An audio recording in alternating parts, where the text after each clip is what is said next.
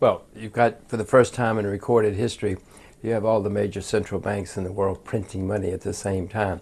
So the world's floating around on a huge artificial lake of liquidity. It's got to go somewhere, and most of it's going into markets. The world economies are not getting so much better, but the markets are certainly much better. Everybody, nearly everybody, because of all this money printing.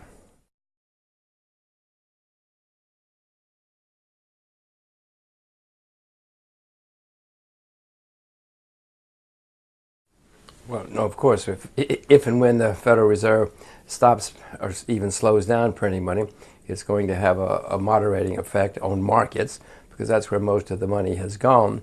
And especially if other central banks also slow down. I don't think the Japanese would slow down, but maybe the English or maybe the Europeans would.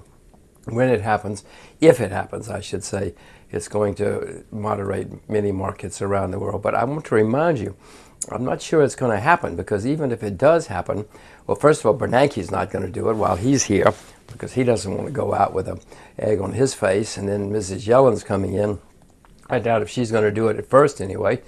A, she's keen on printing money, and B, she knows, well, I hope she knows what will happen when they start slowing down.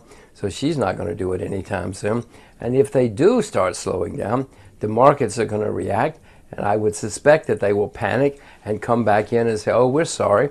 So I don't really see much tapering anytime soon, if ever. If ever, it's a long time.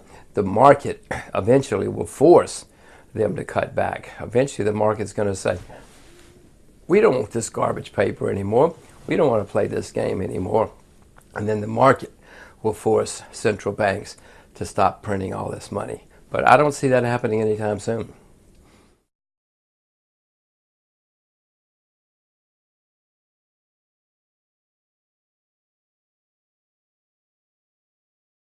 I'm not buying gold. I own gold. I've owned gold for many years. Part of the reason that I'm not buying now, gold went up 12 years in a row, which is extremely unusual for any asset. I don't know of any in history that's done that. Went up 12 years in a row without a decline.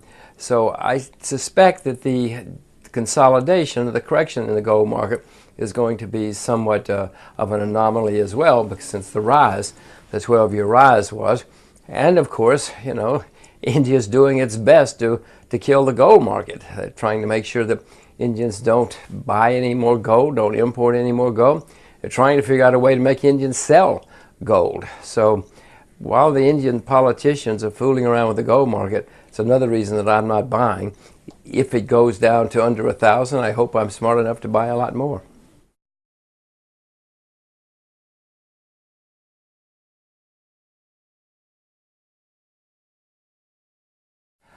Yes, I'd rather buy base metals now than gold, for instance. I mentioned gold. I'll tell you my reasons for not buying gold at the moment. But base metals are down substantially.